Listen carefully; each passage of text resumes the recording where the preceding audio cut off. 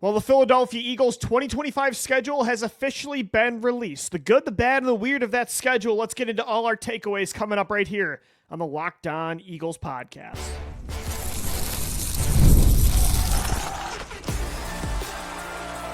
You are Locked On Eagles, your daily Philadelphia Eagles podcast. Part of the Locked On Podcast Network, your team every day.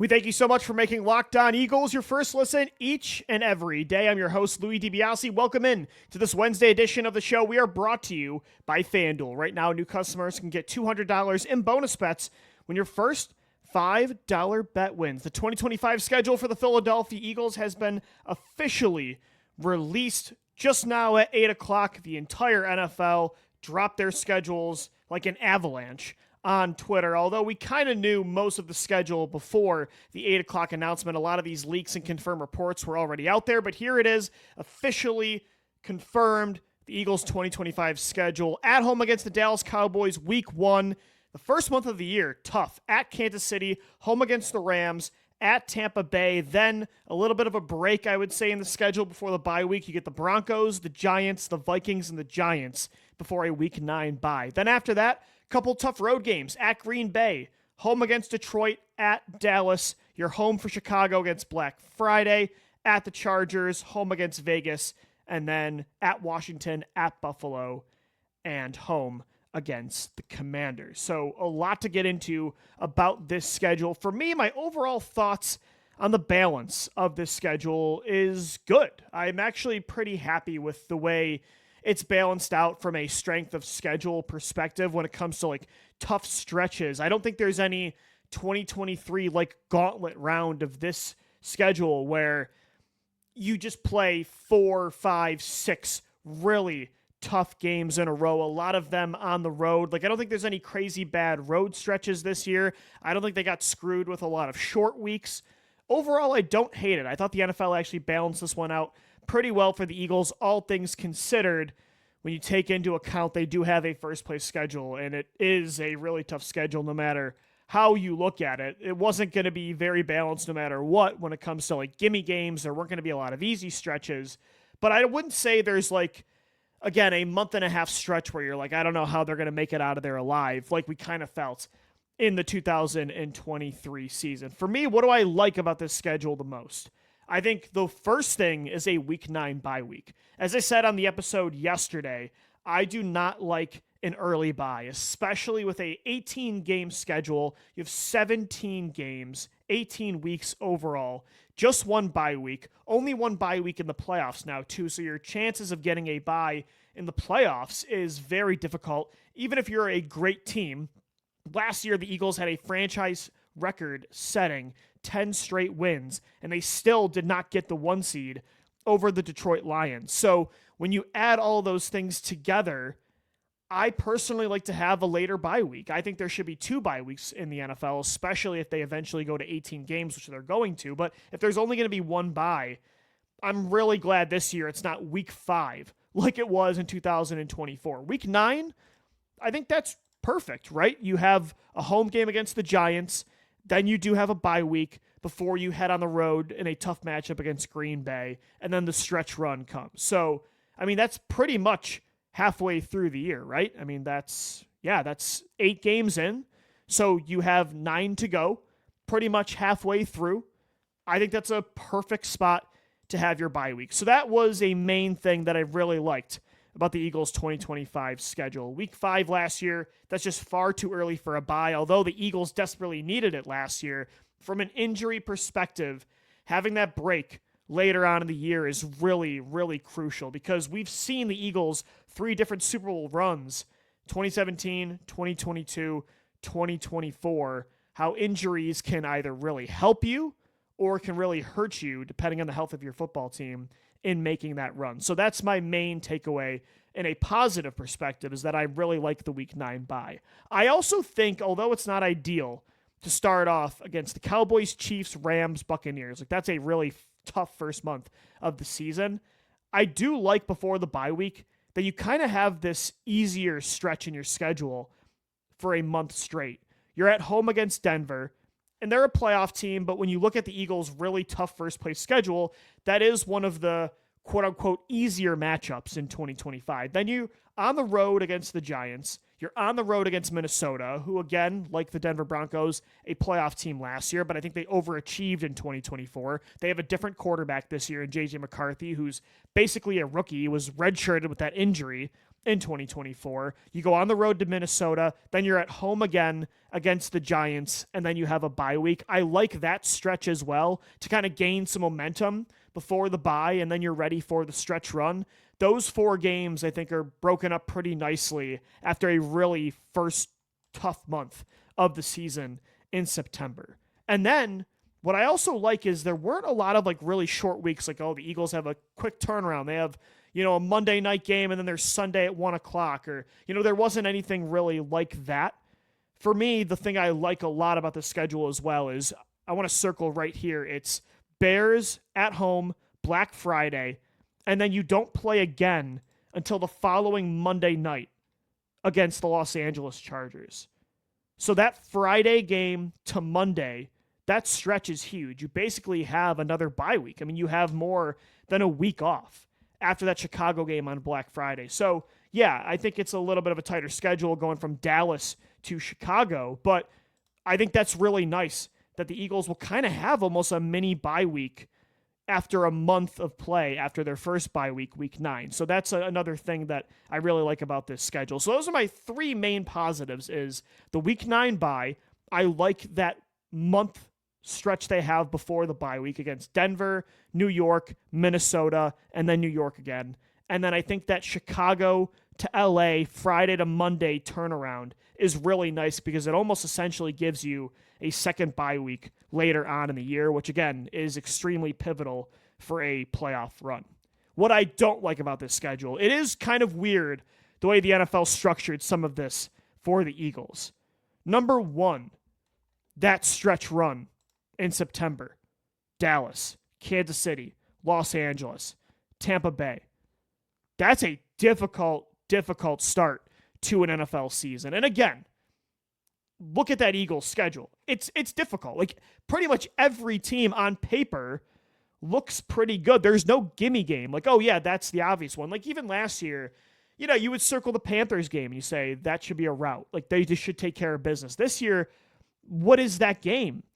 It's not the Vegas Raiders anymore with adding Geno Smith and Ashton Genty and re-signing Max Crosby. I guess that's one of the easier matchups. I guess it could be Minnesota, but they won 14 games last year, and I like J.J. McCarthy. I think he could be a good quarterback. The New York Giants, I guess, would be the easiest game on your schedule, but I'm kind of a Jackson Dart guy, and if he starts with the way they improved that defensive line, adding Abdul Carter to Brian Burns and Kayvon Thibodeau and Dexter Lawrence, like the New York Giants might not be a pushover in 2025. So overall, the schedule in general looks extremely difficult, but I normally like to have an easier start of the season than an easier finish.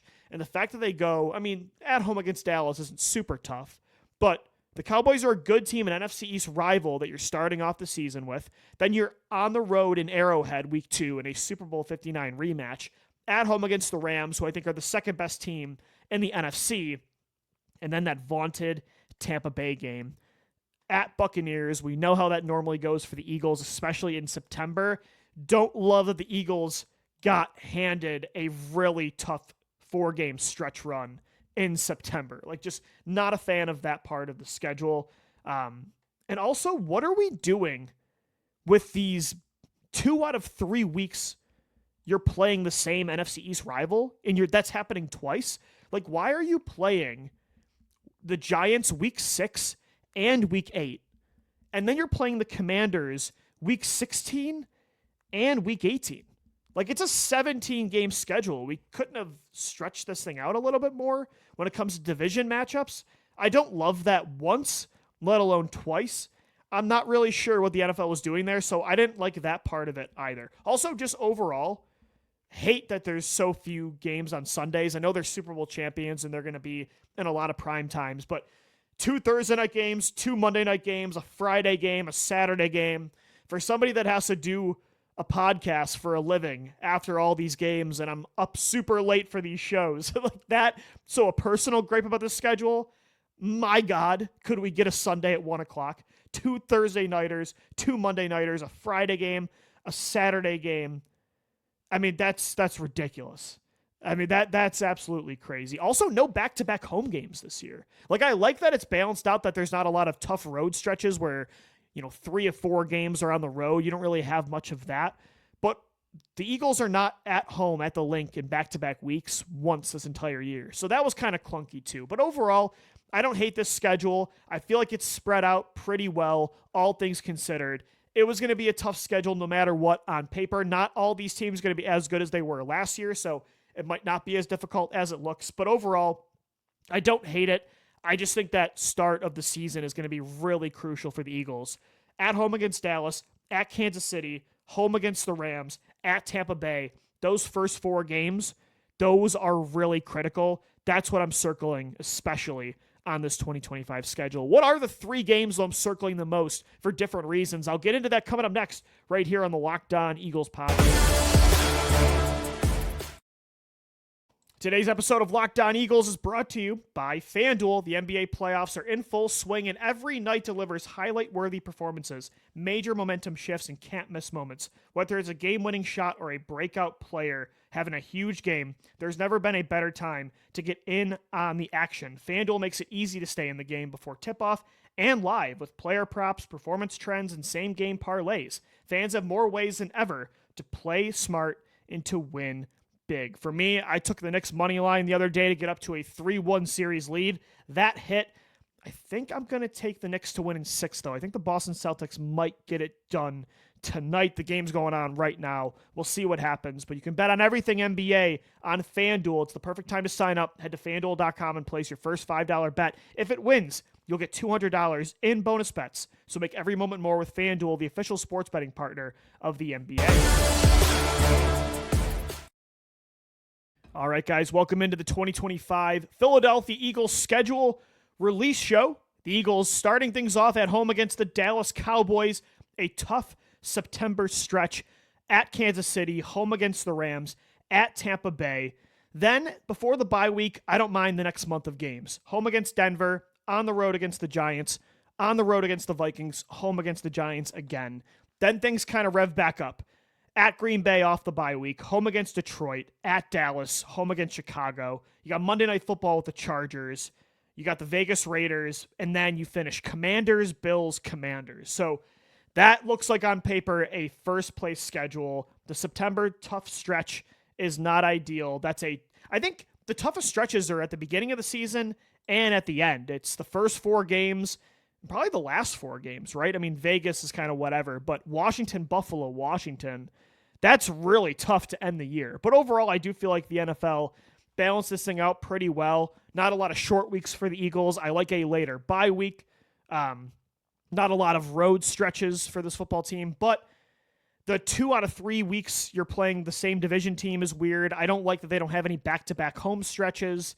Some of the things about the schedule were clunky, and then for personal preference, I just hate how many non-Sunday games they have. 2 Thursday nighters, 2 Monday nighters, a Saturday game, a Friday game. That's crazy, but that's reality when you're a Super Bowl champion. What are the 3 games, though, I'm scheduling for me the most?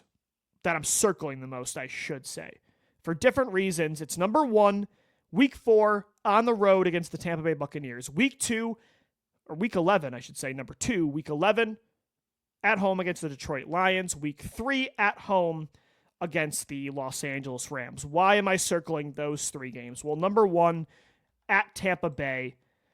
That game is just so critical for the Eagles' psyche. To slay the demons of 2018, 2021, 2023, 2024. It feels like any time outside of the 1 win in the regular season of 2023, every time this team goes to Tampa Bay, things just don't go well. I hate seeing that damn ship in that damn stadium, especially in a warm September game where the Eagles have to wear midnight green. Things just normally do not go well for this football team. Again, 2018, Deshaun Jackson destroys your defense. You lose week 2. 2021, you get blown out in the wild card round against Brady and the Bucks. 2023, the collapse ends in Tampa Bay with a blowout playoff loss. last year, week 4, things almost went off the rails at 2-2 when you got destroyed by the Buccaneers. It ended up saving your season and helping you win a Super Bowl because you made dramatic changes you needed to after that loss. But man, in Tampa Bay, got to go slay those demons. I'm probably going to go down there myself for that game, and let's all do this together. Let's face this thing head on. That Tampa Bay game is going to be really important because also when you look at the 3 games before that matchup, home against Dallas, on the road against Kansas City, home against the Rams, that's not easy. If they don't go 3-0 or 2-1, that Tampa win's going to be really important. So, that game it's not only for a mental hurdle they need to get over, but when you look at the layout of their schedule, that game's going to be really important. So that's why I'm circling Tampa Bay week 4. And again, I just want them to smoke the Buccaneers in Tampa Bay for once. Like, please, let's just get a classic blowout Philadelphia Eagles win where they run and throw all over that football team. That's the number 1 game I'm circling for personal reasons too. I'm starting to hate the Tampa Bay Buccaneers. I really am, and that damn stadium.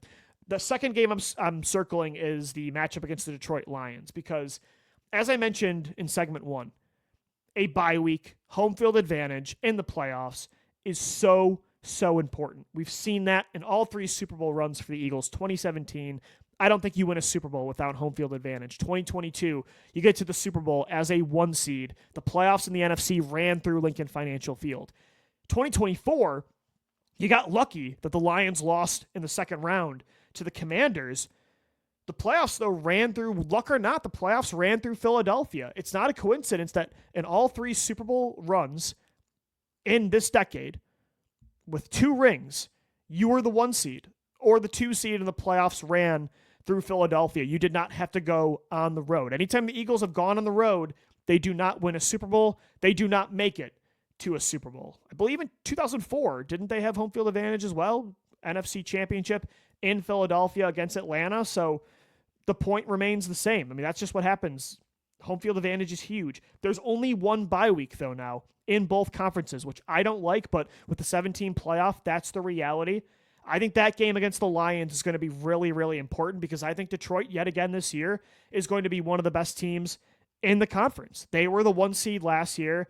That head-to-head tiebreaker might be really crucial. It might be very important. So I'm circling that game against Detroit as well at the link. And for similar reasons, I'm circling that week 3 matchup at home against Los Angeles Rams. I think the Lions are a top 3 team still probably in this conference. I think they're going to win the NFC North still.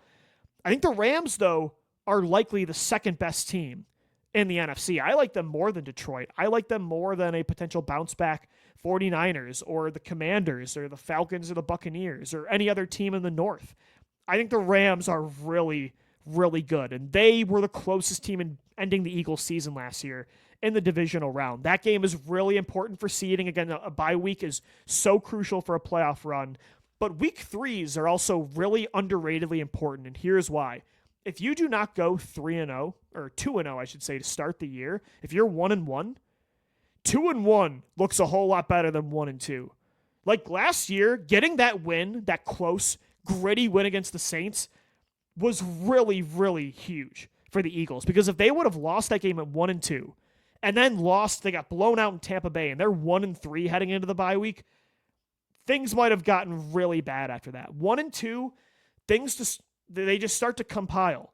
And the Eagles' schedule is really tough that I'm not predicting they go 1-2, but that week 3 game against the Rams is really important. Now, maybe they win the first 2 games. They beat the Cowboys and they go into Arrowhead and get another win against the Chiefs, 3 in a row since 2023. Maybe that's the reality. But if not, and they're 1-1, 2-1, I've said it all my life, 2-1 compared to 1-2 is so crucial in an NFL season. Like, I've just always believed that, and I continue to believe that. I think week 3 is really, really important. So those are my top 3 games that I'm personally circling. Week 1, I should say number 1. Week 4 at Tampa Bay. Number 2, week 11, home against Detroit. Week 3, home against Los Angeles Rams. We'll wrap up this Wednesday edition of Locked On Eagles. Coming up next, how does this schedule compare to recent ones from a difficulty perspective? We'll get into that coming up right here on Locked On Eagles.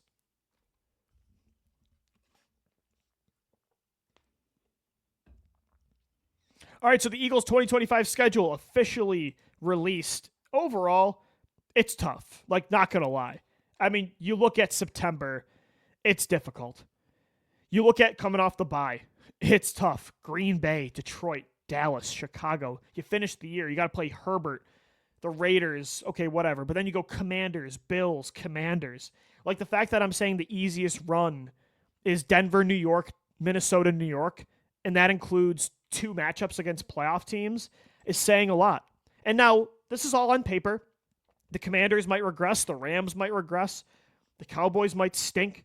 The Broncos might regress. Who knows who's going to take a step back and who's going to ascend? The Raiders might be a complete unit this year. The Vikings might be better this year with J.J. McCarthy. Jackson Dart and the Giants might look like the 2022 Giants. I'm not sure. Who knows? The Dallas Cowboys might look incredible. The Green Bay Packers might stink. We have no idea. But on paper, yeah, that is a first-place schedule for sure. How does it compare to some of the past years from a schedule layout? I think it's definitely tougher than like 2022, 2017 when it comes to comparing them to like other Super Bowl teams. Those schedules weren't definitely harder than this one. Those years, I mean, you had a 4th-place schedule or a 3rd-place schedule or a 2nd-place schedule, so it was easier. And I think it's easier in those seasons to stack wins. It was not tougher in 2023. I think it was really, really difficult. So I would say it's not tougher than 2023. That run in November and December was absolutely crazy. So I think these teams on paper right now are as good as they come. There's a lot of star quarterbacks. There's a lot of star rosters.